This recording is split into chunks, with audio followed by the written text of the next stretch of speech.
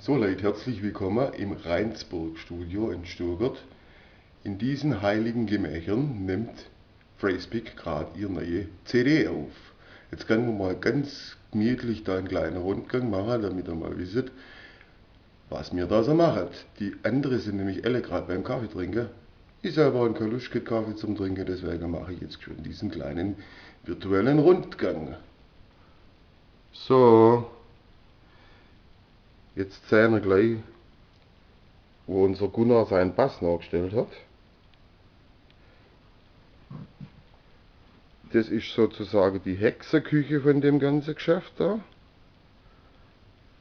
Dann haben wir da die Keyboard-Ecke. Da auf dem Bänkle hockt der Peter mit seiner Gitarre. Hat gerade genug zum Tun da drin. Der Chris hat sein Bluesharp mitgenommen, die sieht man natürlich nicht.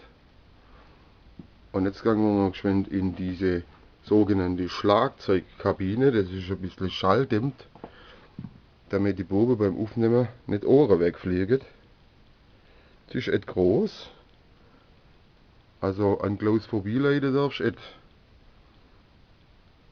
Aber der Uli macht es wunderbar. So, jetzt wisst ihr Bescheid. Wir nehmen gerade eine neue CD auf. Und jetzt wisst ihr ganz genau, ihr dürft darauf gespannt sein, was da alles passiert. Also, macht's gut.